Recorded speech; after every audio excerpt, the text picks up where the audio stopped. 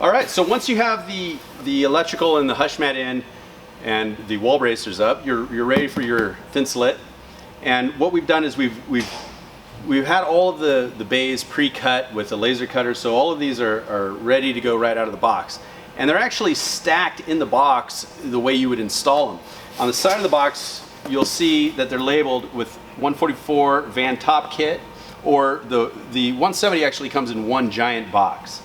And you want to make sure that you're opening the top of the box, because if you open the top of the box, you'll pull it out in the way that's sort of easiest to install all of the insulation. That way you don't have to pull certain insulation out of bays to get insulation behind it. And the way that works is that there's a layer in the middle, and we'll get more involved in the install video. But there's insulation in this middle run that is really should be installed first, and everything else goes really smoothly. So just make sure you're opening the box from the top.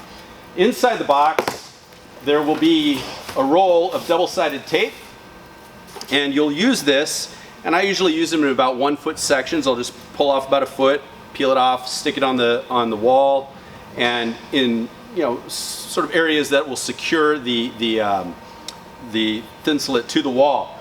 And again, we'll cover all of it in the install. And then inside, you'll find that each of the pre-cut thinsulate pieces have a sticker, and they will tell you which bay this piece goes into. It's a pretty simple system, and once you get it, it's really easy to follow, and you'll be done with this step pretty quick compared to having to cut each one of these out individually or making templates out of it. So that's how the installation works, and let's go ahead and get it installed.